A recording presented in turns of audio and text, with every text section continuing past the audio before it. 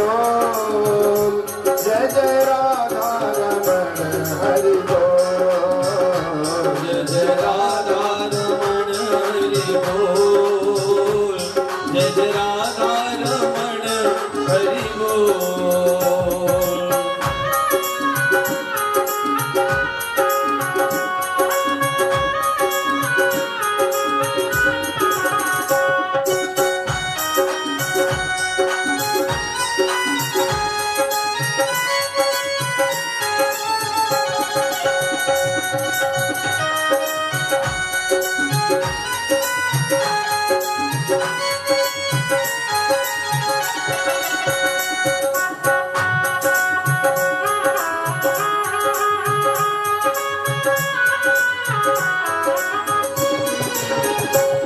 अखियन में जरद दिठोना सो, अखियन में नित्य बिटोना सो, मुस्कन में जादू टोना सो, मुस्कन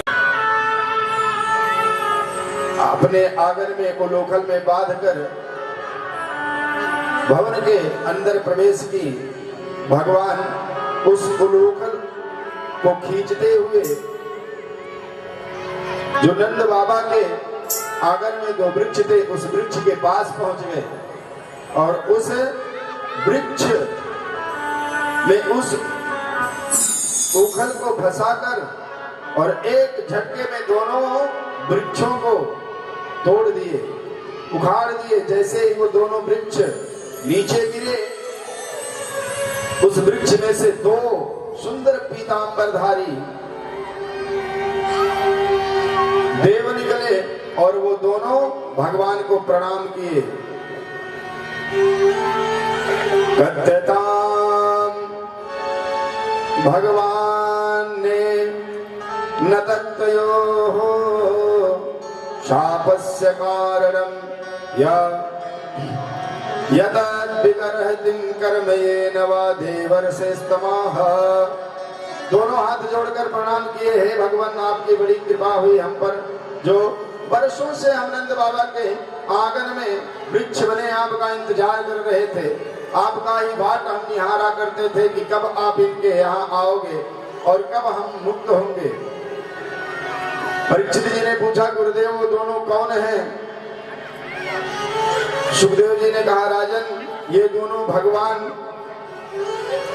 शिव के गण हैं, जिन्हें अहंकार हो गया था कि हम भगवान रुद्र के गण हैं, और उसी के मद में चूर होकर ये जल में स्नान कर रहे थे। उसी रास्ते से देवर्षि नारद आ रहे थे। इन्होंने ना उनका सत्कार किया, ना आदर किया, ना प्रणाम किया। देवर्षि नारद ने देखा कि ये दोनों नग्न अवस्था में स्नान कर रहे हैं, जघन्य अपराध कर रहे हैं।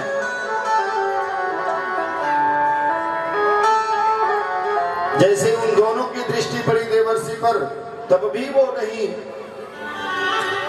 अभिवादन किए, नहीं प्रणाम किए। देवर्षि नारद ने कहा, रे मूर्खों, तुम्हें लज्जा नहीं आ रही है? तुम ऐसे जड़ की तरह खड़े हो, तुम भगवान रुद्र के गण हो और तुम्हें ऐसा करते हुए लज्जा नहीं आ रही है? वृक्षों की भांति यहाँ पर खड़े हो जाओ, तुम वृक्ष हो जाओ। नारद जी के श्राप के कारण ये दोनों वृक्ष होने का श्राप पा गए। जब बाद में इन्हें पश्चाताप हुआ, नारद जी के चरणों में साष्टांग प्रणाम करके माफी मांगने लगे, तब नारद जी प्रसन्न होकर बोले, जाओ वृक्ष तो तुम हो जाओगे, श्राप अब वापस नहीं हो सकता मेरा। परंतु भगवान द्वापर में आकर तुम्हारा उद्धार करेंगे और तुम नंद बाबा के आंगन के वृक्ष बनोगे, उन्हीं के द्वारा तुम्हें मुक्ति मिलेगी। यमलार्जुन प्रणाम करके भगवान को चले गए।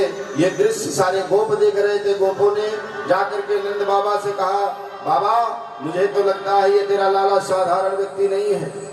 बाबा ने कहा, क्यों? बोले, आज मैंने देखा है ये जो जोर की आवाज आई है, वृक्ष उखड़े अपने आप नहीं उखड़े हैं। बाबा ने कहा कि कौन उखाड़ा? बोले तेरा लाला उखाड़ा है। यही अपने उखल में बजा करके वृक्ष को उखाड़ा है और इससे जो 2 पीतांबरधारी निकले हैं ये लाला को प्रणाम कर रहे थे। मैंने देखा है, पता नहीं क्या बातें कर रहे थे आपस में दोनों। नंद बाबा ने कहा गोपो क्या कह रहे हो? बोले बाबा मैं सत्य कह रहा हूँ, ये जितने दैत्य आए हैं अब मुझे पता लग गया कि ये दैत्य अपने आप नहीं मरे हैं, ये तो आपके लाला ने सबको मारे हैं। भगवान ने देखा ये गोप धीरे धीरे राज को जानना प्रारंभ कर दिए हैं। नंद बाबा ने उन गोपों के बातों पर विश्वास नहीं किए। सुखदेव जी कहते हैं राजा ऋषि परीक्षित, इसी बीच में एक बार भगवान से मिलने एक फल विक्रेणी आ गई और भगवान ने जैसे उसे देखा फल बेचते हुए तो भगवान भी उसके समक्ष पहुंच गए दर्शन देने और भगवान के उस रूप माधुरी को देखकर वह फल विक्रेणी भगवान के रूप माधुरी को अपने हृदय में बसा ली। भगवान ने उस फल विक्रेणी पर भी कृपा किया।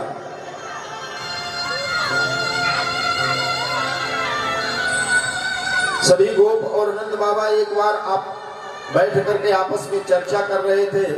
नंद बाबा ने कहा सभी गोपों से, गोपों क्या किया जाए, यहाँ पर तो कंस के द्वारा बहुत सारे असुर भेजे जा रहे हैं, अब तो लगता है कि हम सब धर्म संकट में पड़ जाएंगे और यहाँ से अब छोड़ देना चाहिए, अब गोकुल में रहने लायक नहीं है। सब आपस में विचार कर रहे थे कि जाएं तो जाएं कहाँ। तब भगवान ने कहा वनम वृंदावनम नाम पशव्यम नवकानन। हे बाबा आप व्यर्थ में चिंता कर रहे हो, आपके पास तो बड़ी सुंदर मनोरम जगह है रहने के लिए। नंद बाबा ने पूछा लाला कहाँ? बोले वृंदावन। आओ वृंदावन में चल के हम रहते हैं और वहां पर पता भी नहीं चलेगा कंस को। बोले वृंदावन में हमारी गैया चरने जाती हैं और वृंदावन में ही सुंदर सुंदर घास उगते हैं और वहां यमुना जी का तट भी मिल जाएगा, समीप में है, तो हम सब वहां पर बड़े ही प्रसन्नता से रह भी लेंगे। नंद बाबा के मन में आया लाला तो बड़ी सुंदर बात कह रहा है। सुखदेव जी कहते हैं राजा ऋषि परीक्षित, नंद बाबा के साथ सभी लोग वृंदावन को अपने अपने घर के सभी सामानों को एकत्रित करके छकड़े पर लाद लाद के और वृंदावन को जाने लगे। आप लोग भी चलोगे? चलना है? अच्छा, ओझा जी तो खैर हर महीने जाते रहते हैं, आप लोग भी चलेंगे?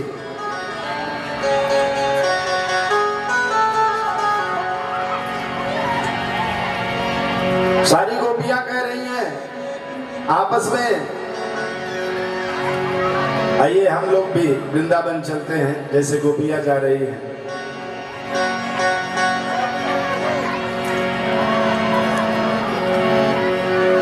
बोले वृंदावन जाऊंगी, मेरे उठे बिरागी पीर सखी, वृंदावन जाऊंगी, मेरे उठे बिरागी पीर सखी, वृंदावन जाऊंगी, मेरे उठे बिरागी पीर सखी, वृंदावन जाऊंगी, वृंदावन जाऊंगी सखी, वृंदावन जाऊंगी, मेरे उठे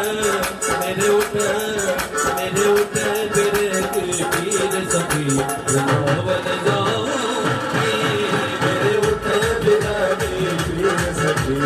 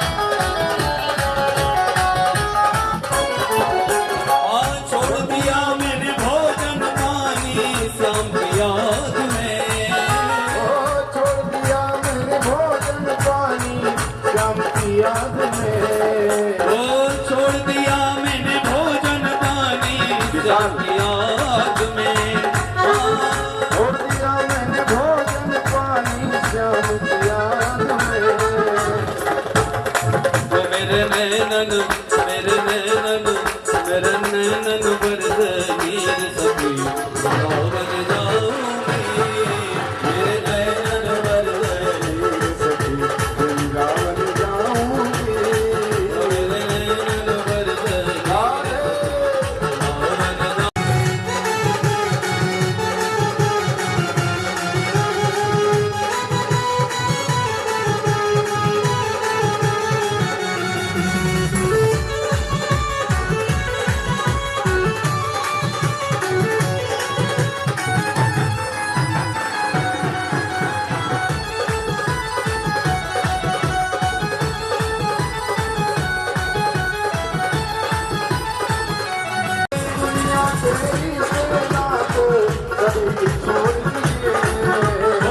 इस दुनिया के रिश्ते नाते सब ही छोड़ दिए इस दुनिया के रिश्ते नाते सब ही छोड़ दिए। ओए कैसे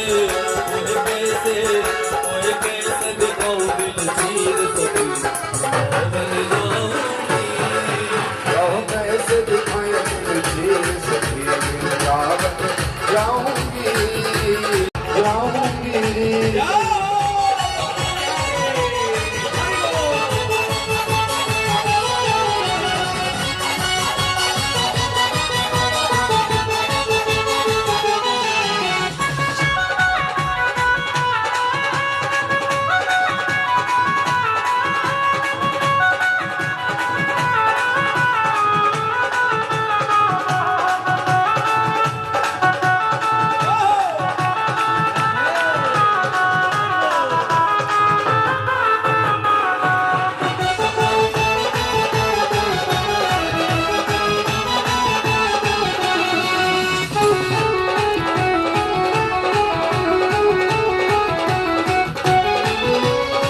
नैन लड़े गिरधर से मैं तो पागल हो गई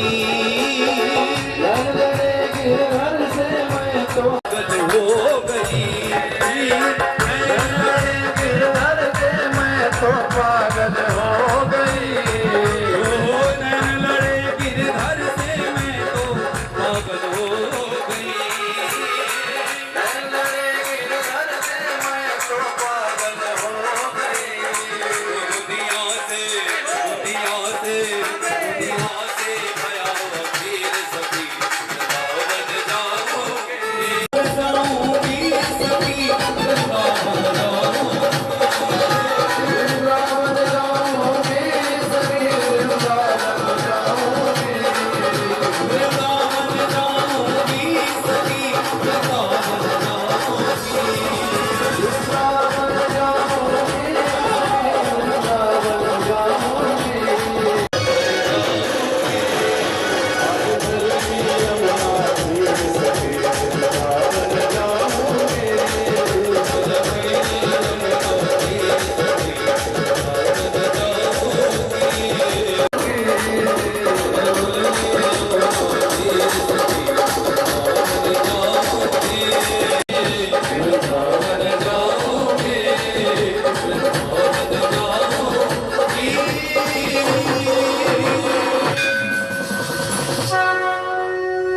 बोले वृंदावन लाल की जय।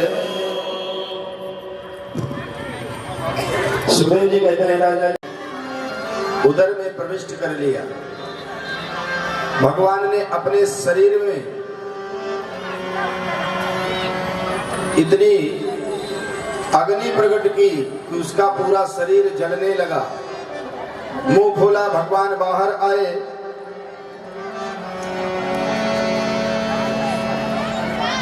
और उसके दोनों चोंचों को पकड़कर फाड़ दिया। इस तरह बकासुर का वध किए भगवान। परीक्षित जी ने पूछा, गुरुदेव बकासुर कौन है, इसका पूर्व जन्म क्या है, इसके पूर्व जन्म के वृत्तांत को बताएं। तब सुखदेव जी ने कहा कि हे राजन,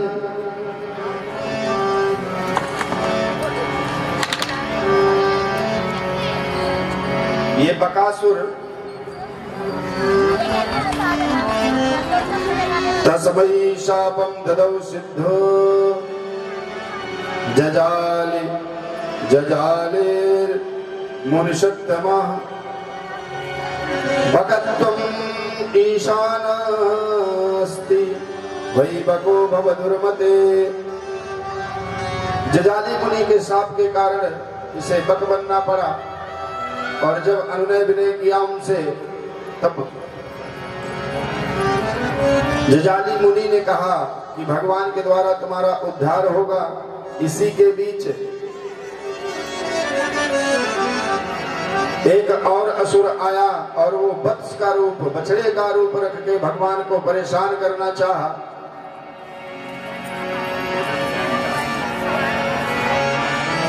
और भगवान ने उसे भी मार दिया। सुखदेव जी कहते हैं राजन, यह वत्सासुर मुनीनाम गाम समाहर्तुम भृत्वा भृत्वा समागतः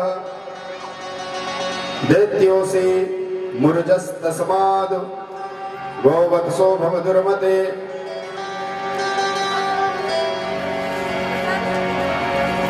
ये मुर का पुत्र प्रमील नामक एक भयानक दैत्य था पहले जन्म में। और एक बार ये वशिष्ठ जी के आश्रम में पहुंच गया। वहां पर गया, देखा तो नंदिनी गाय को देखकर इसके मन में लालच उत्पन्न हुआ और नंदिनी गाय को पाने के लिए यह ब्राह्मण का भेष बना करके वशिष्ठ जी से भिक्षा में नंदिनी गाय को मांग लिया। वशिष्ठ जी तो शांत रहे, नहीं कुछ बोले, लेकिन गौ माता से नहीं रह गया। गौ माता ने श्राप दे दिया कि अरे दैत्य, तू आज एक ब्राह्मण का रूप बनाकर ऋषि से छल करके मुझे मांगने आया है। जा, मैं तुझे श्राप देता हूं कि तू असुर योनि का भयानक वत्स हो जा।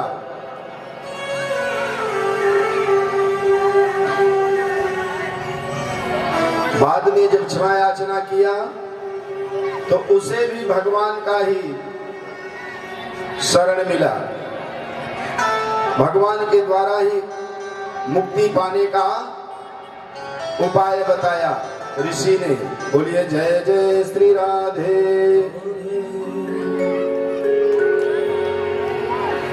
भगवान और आगे बढ़े, गाय चराने के लिए, तो रास्ते में कंस का एक और दूत आ गया। उसका नाम अघासुर था। अपने मुख को फाड़कर एक अधर को पृथ्वी में लगाया और एक अधर को ले जाकर आकाश पे टिका दिया। सुखदेव जी कहते हैं राजा परीक्षित, अपने जिह्वा को इतना विस्तृत किया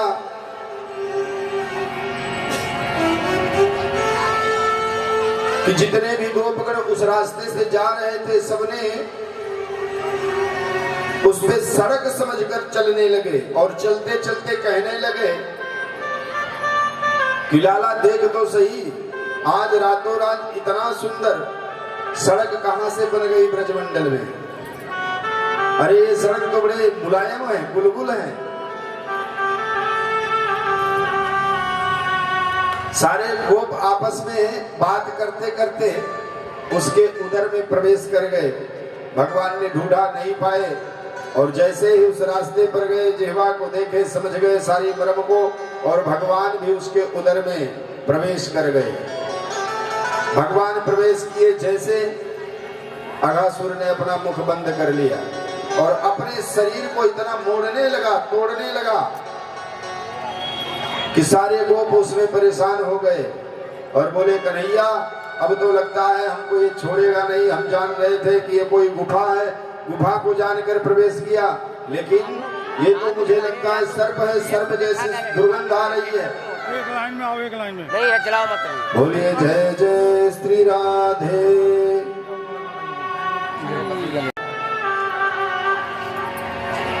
सुखदेव जी कहते हैं राजन, भगवान ने उस अघासुर के उदर को फाड़ डाला और सभी गोपों को बाहर निकाले, और उसी समय अघासुर का वध हो गया। बोलिए जय जय श्री राधे।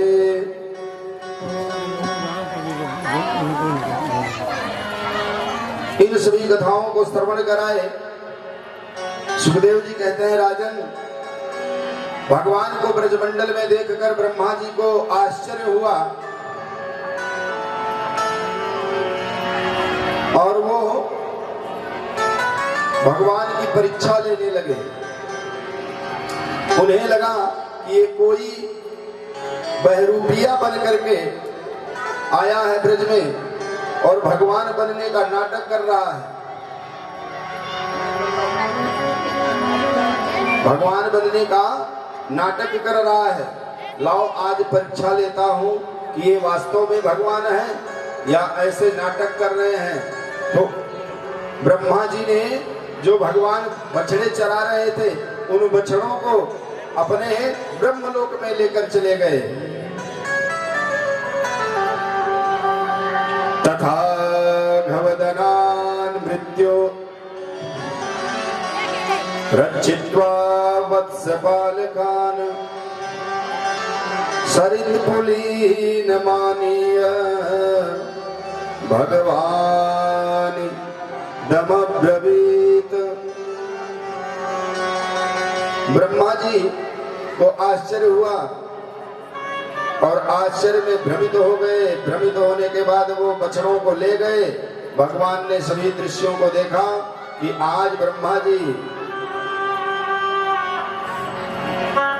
हमारा परीक्षा ले रहे हैं। तो भगवान ने जैसे पहले बछड़े थे वैसे बछड़े बना दिए। बोलिए जय जय श्री राधे। हाँ भैया ऐसा ले गए, भगवान गोपों को बना दिए।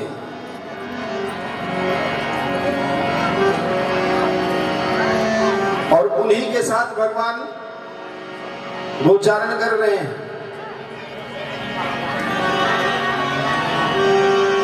ब्रह्मा जी को लगा चलते हैं, हम देखते हैं वहां क्या हो रहा है, लीला क्या हो रहा है। आए देखे तो सारे बछड़े वैसे की वैसे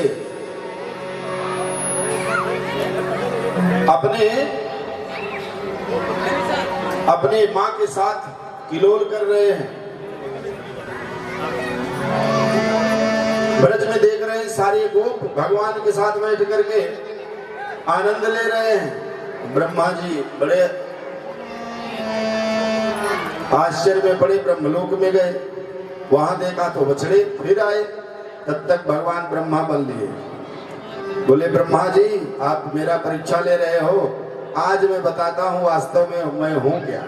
और ब्रह्मा बन के ब्रह्मलोक में पहुंच गए। बोले सुनो, द्वारपाल से बोले सुनो, आजकल ब्रह्मा बहुत सारे घूम रहे हैं। अभी मैंने देखा है एक ब्रह्मा घूमते हुए। और अगर कोई दरवाजे पे आए तो उसको अंदर घुसने मत देना, अपना नाम ब्रह्मा बताए। ब्रह्मदेव जी जब पुनः आए ब्रह्मलोक में, अपना नाम ब्रह्मा बता रहे हैं द्वारपाल को। द्वारपाल ने कहा कौन से ब्रह्मा हो, कहाँ के हो? बोले अरे ब्रह्मलोक का ब्रह्मा हूं। बोले अगर तुम ब्रह्मा हो तो अंदर जो बैठे हैं वो कौन है? ब्रह्मदेव तो अंदर बैठे हैं। ब्रह्मदेव को लगा हो मुझसे तो बहुत भारी भूल हो गई। अब उन्हें पश्चाताप होने लगा और मन ही मन पश्चाताप करने लगे ब्रह्मदेव। और सामने जाने की हिम्मत नहीं हो रही कि अब मैं कैसे जाऊं, अब मैं नारायण के सामने कैसे जाऊं, मैंने तो बड़ा अपराध किया है। वहां से जैसे ब्रजमंडल में आए तो ब्रजमंडल में देख रहे हैं फिर भगवान गोपों के साथ, बछड़ों के साथ। ब्रह्मा जी डरते डरते पहुंचे हाथ जोड़ के भगवान मुख नहीं किए। ब्रह्मा जी स्तुति करते हैं, नौमीड्यते भ्रवपुषे तडिदंबराय गुंजावतं सपरिपेक्षल सन्मुखाय वन्यास्त्रजे कवलवेत्र विसारवेणु लक्ष्यास्त्रिये मृदुपदे पशुपंकजाय। हे कमलनाभाय, हे त्रिलोकीनाथ, अपराध तो मैंने बहुत बड़ा किया है। आपका ही पुत्र मैं भी हूं। पूरी सृष्टि आपने ही बनाया है और उसी सृष्टि में मैं भी रहता हूं और मैं भी आपका ही बेटा हूं। आपके ही नाभि कमल से मेरा उत्पत्ति हुआ है। अपराध तो मैंने जगन्य किया है, जो आपको मैं पहचान नहीं पाया। मेरे इस अपराध को क्षमा करें। सुखदेव जी कहते हैं बार बार क्षमा मांग रहे हैं ब्रह्मा जी, लेकिन भगवान उधर देखे भी नहीं, क्षमा नहीं किए ब्रह्मा जी को, उनके तरफ देखे भी नहीं भगवान,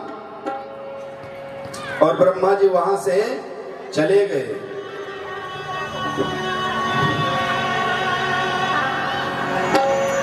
सुखदेव जी कहते हैं राजन,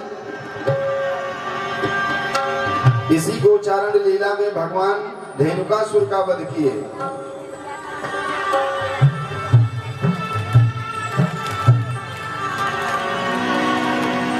और एक बार भगवान ने देखा कि यमुना का जल विषक्त हो गया है, तो भगवान यमुना का जल विष से मुक्त करने के लिए गोपों के साथ खेल खेलते हुए गेंद फेंक दिया और गेंद के निकालने के बहाने यमुना में प्रवेश कर गए। बोलिए बाल कृष्ण भगवान की जय। विलोक्य दूषिताम कृष्णम कृष्णः कृष्णाहिना विभु तस्या विशुद्धवाचिन्नान् शरपं तमुदवासयत्। आज भगवान विलोक्य दूषिताम कृष्णाम, कृष्णा को जो कालिया के विष से दूषित हो गई हैं, कृष्णा को शुद्ध करने स्वयं कृष्ण जा रहे हैं। भगवान कृष्ण यमुना में प्रवेश किए और जैसे ही प्रवेश किए, कालिया की पत्नियों ने देखा, भगवान को देखकर वो मोहित हो गई। बोली अरे कितना सुंदर बालक है, आपस में बातें कर रही हैं। कहां से आए हो आप? भगवान ने कहा मैं यही ब्रज का ही रहने वाला हूं। बोले तुम्हें देखकर जाने को कहने का मन तो नहीं कह रहा है, लेकिन तुम यहां से शीघ्र चले जाओ। भगवान बोले क्यों? बोले मेरे स्वामी बड़े क्रोधित हैं, मेरे स्वामी बड़े क्रोध मुद्रा में रहते हैं और वो जग गए तो अनर्थ हो जाएगा। भगवान ने कहा वही करने आया हूं यहाँ, जगाओ अपने स्वामी को। बार बार समझा रही नागपत्नियां। भगवान ने कालिया के पूंछ पर पांव रख दिया। सर्प के पूंछ पर अगर पांव पड़े तो उससे सहन नहीं होगा। फिर कालिया के पूंछ पे जैसे ही भगवान ने पांव रखा, सो रहा था कालिया, जग गया, भयंकर फुफकार मारने लगा। सुखदेव जी कहते हैं राजन, जैसे ही भगवान को पूंछ पर लात रखे देखा, कालिया झपट पड़ा भगवान के ऊपर।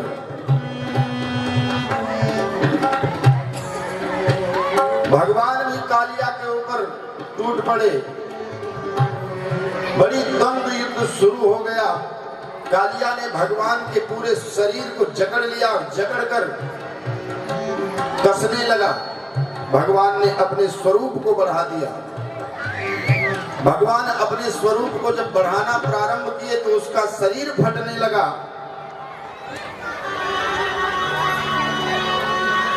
और वह जल के ऊपर आने लगा। सुखदेव जी कहते हैं, राजा ऋषि परीक्षित, द्वंद्व युद्ध प्रारंभ हुआ। मुष्टि का प्रहार चल रहा है भगवान का, और कालिया भगवान से एक पहर लड़ता रहा। कितने देर तक? एक पहर लड़ता रहा। सारे ब्रजमंडल के लोगों को जैसे ही पता चला कालिया नाग जहां पर रहता है, जिस घाट पर रहता है, वहां कन्हैया कूद गए हैं, तो सारे के सारे ब्रजमंडल के लोग वहां पर एकत्रित हो गए। माता यशोदा भी वहां पर आ गई, रोती हुई। नंद बाबा सब लोग एकत्रित हुए, भगवान से प्रार्थना करने लगे। तब तक भगवान कालिया के फनों को अपने हाथों से दीर्ण बदीर्ण करते हुए और उसको नाथ डाला, और नाथने के बाद उसके सर पे नृत्य करते हुए भगवान निकले। तांडव गति मुंडन पर नाचत गिरधारी, तांडव गति मुंडन पर नाचत गिरधारी, तांडव गति मुंडन पर नाचत गिरधारी, तांडव गति मुंडन पर नाचत गिरधारी। पम पम पम पग पट कट पम पम पम पन दिन पर, पम पम पम पग पट कट पम पम पम पन पर, पम पम पम पग पट कट पम पम पम पन दिन पर, पम पम पम पग पट कट पम पम पम पन पर। बिम बिम बिम बिनती करत नाग बधुहारी, बिम बिम बिम बिनती करत नाग बधुहारी। तांडव गति मुंडन पर नाचत गिरधारी, तांडव गति मुंडन पर नाचत गिरधारी।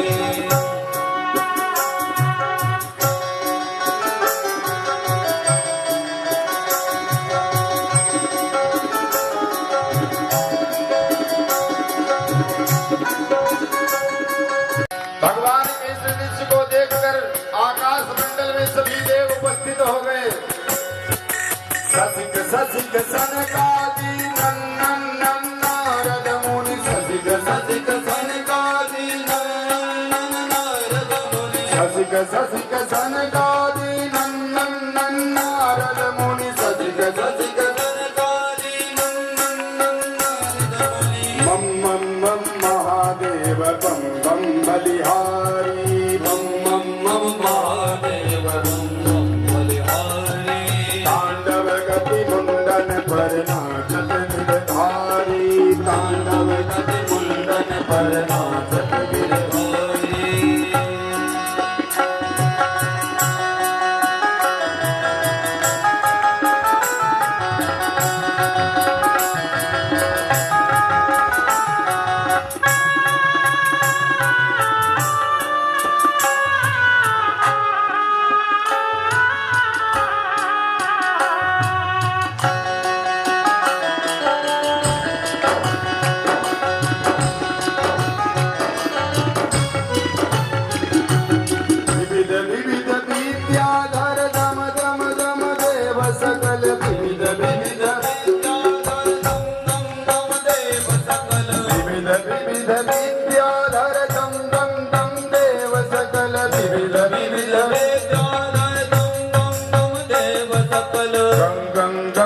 गंधर्व नाचत बेतारी, गंग गंग गंग गुन गंधर्व नाचत बेतारी। तांडव गति मुंडन पर नाचत गिरधारी, तांडव गति मुंडन पर नाचत गिरधारी, तांडव गति मुंडन पर नाचत गिरधारी, तांडव गति मुंडन पर नाचत गिरधारी। वर्षा होने लगा, आकाश मंडल से सभी देव भगवान के ऊपर पुष्प वर्षा करने लगे और सभी नाग गंधर्व किन्नर सब नाचने लगे। नारद मुनि बीड़ा बजा। यहाँ पर हमारी गायें आती है जल पीने के लिए, गोप आते हैं जल पीने के लिए, वो सब तुम्हारे विष के कारण परेशान हो रहे हैं, इसे छोड़कर चले जाओ। कालिया ने कहा भगवान ये बताओ इसके दोषी मैं हूं या आप? भगवान बोले मैं कैसे? बोले विष दिया किसने? मुझे बनाया किसने? आपने ही तो बनाया है, किसी और ने बनाया? सब में तो आपने विष नहीं भरे, लेकिन मेरे अंदर विष भर दिए। जो लोग मुझे देखते हैं वो डंडे लेकर मेरे पीछे पड़ जाते हैं मारने के लिए। आप बताओ मैं कहां रहूं? भगवान ने कहा इसीलिए तुम्हें रमणक देश दे रखा हूं, आप रमणक देश में जाकर रहो।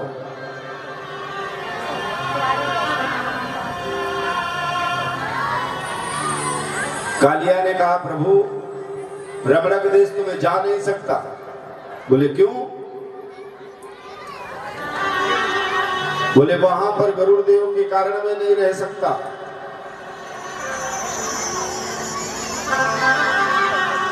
अगर वहां मैं जाऊंगा तो गरुड़ देव मुझे छोड़ेंगे नहीं, वो मुझे खा जाएंगे। गरुड़ देव की बड़ी दुश्मनी चलती है। कारण कौन है इसका?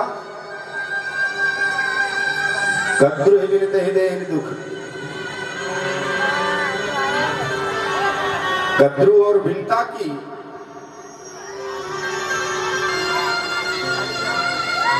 शब्द व्यवहार ने यह झगड़ा उत्पन्न किया था। कालिया ने कहा मैं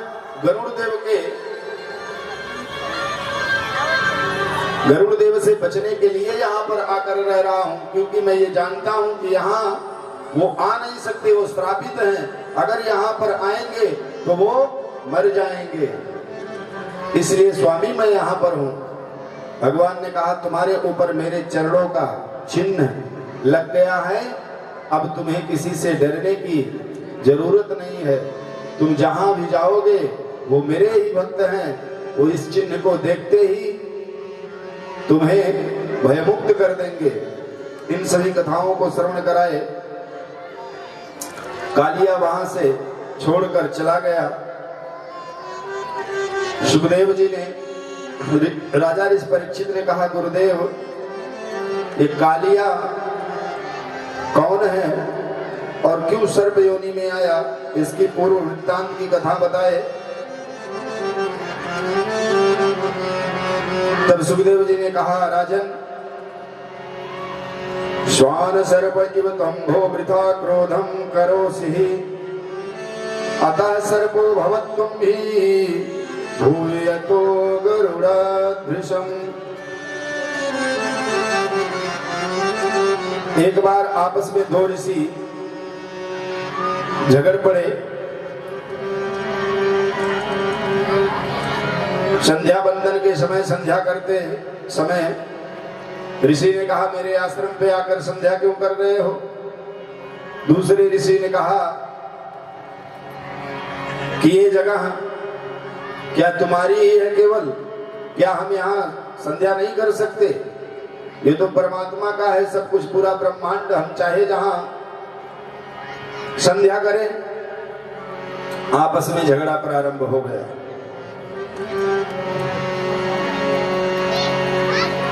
उसी समय अश्वशिरा ऋषि श्राप दे दिए, वेदशिरा को जाओ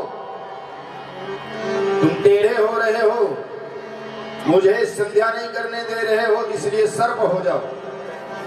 जब अश्वशिरा ऋषि ने श्राप दिया तो वेदशिरा ऋषि ने श्राप दे दिया कि तुम भक भक भक तब से लगाए हो जाओ, मैं श्राप दे रहा हूं कि तुम काग हो जाओ। तो ये दोनों आपस में ही लड़ करके श्रापा श्रापी कर लिए और इसी श्राप के कारण आज इन्हें यह योनि मिला है। बोलिए जय जय श्री राधे। इन कथाओं को श्रवण कराएं। आज गोवर्धन पूजा भी है और समय भी अच्छा, समय तो भी 7 बज रहा है। मैं तो सोच रहा था कि बहुत ज्यादा हो गया, लेकिन माताओं कितने बजे तक आप बैठ